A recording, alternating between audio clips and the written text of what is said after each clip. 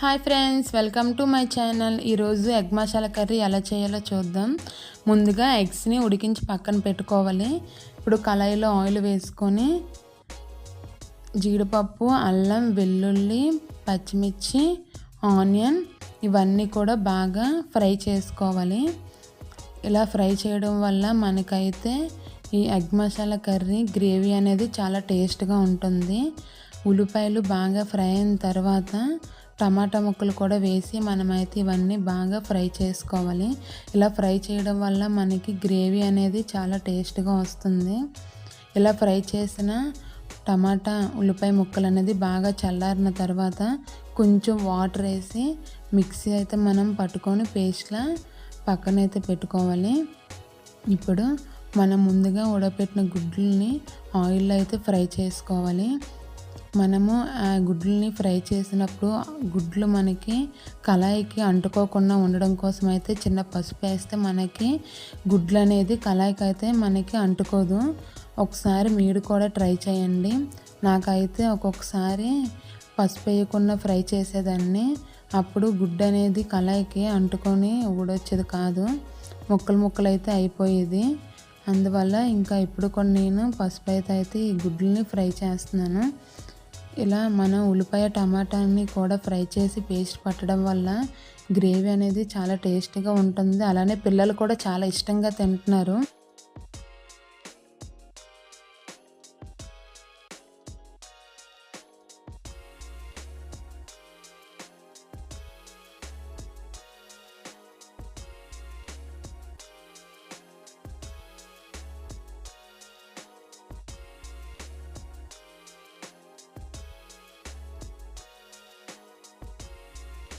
మనకి చూడసారి ఎగ్స్ కూడా బాగా ఫ్రై అయ్యాయి. ఈ ఎగ్స్ అన్నిటి కూడా తీసి పక్కనైతే పెట్టుకోవాలి. మనం ముందుగా చేసుకున్నాం కదా ఉల్లిపాయ టమాటా పేస్ట్ అనేది ఆయిల్లో వేసి మీడియం ఫ్లేమ్లో అయితే దాన్ని మనం ఫ్రై చేసుకోవాలి పచ్చివాసన పోయేంత వరకును.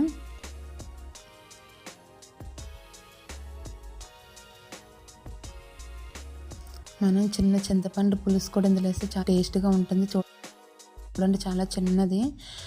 అలానే ఉప్పు, కారం, ధనియాల పొడి, గరం మసాలా పొడి, పసుపు, సాల్ట్, జీలకర్ర పొడి వేసి ఇవన్నీ కూడా పచ్చివాసన పోయేంత వరకు కొద్దిసేపు అయితే ఒక 2-3 నిమిషాలు అయితే ఈ గ్రేవీ అనేది ఉడికించుకోవాలి. మనకి గ్రేవీ పచ్చివాసన పోయిందని ఎలా తెలుస్తుంది అంటే మనము ఫ్రై చేసేటప్పుడు ఆయిల్ అనేది కొంచెం పైకి వస్తుంది. మనం ముందుగా ఫ్రై చేసి పెట్టిన ఎగ్స్ని అయితే ఈ గ్రేవీలో వేసుకొని ఒక 2-3 మినిట్స్ అయితే అలా ఉడికించుకోవాలి. ఉడికించిన తర్వాత మనకి గ్రేవీకి సరిపడా వాటర్ అయితే మనం వేసుకోవాలి. అలానే మనం ముందుగా చింతపండు అయితే నానబెట్టుకున్నాం కదా, ఆ పులుసు కూడా ఇప్పుడే వేసుకోవాలి. మనం ఆ పులుసు చిన్నది, మీకు పులుపు వద్దంటే వేసుకోవద్దు, లేదు మనకి ఎగ్గరి చిన్న పుల్లగా ఉంటే ఇష్టం అనేవాళ్ళు అసలు చాలా చిన్నది వేసుకుంటే ఈ కర్రీ అనేది చాలా టేస్ట్గా ఉంటుంది. ఈ కర్రీ మనకి చపాతీలోకి, అన్నంలోకి చాలా టేస్ట్గా అయితే ఉంటుంది ఈ కర్రీ. ఇలా మీరు ఒకసారి ఈ ఎగ్ మసాలా కర్రీని అయితే ట్రై చేయండి. ఈ వీడియో మీకు నచ్చినట్లయితే లైక్ చేయండి, సబ్స్క్రైబ్ చేయండి. Thank you to all.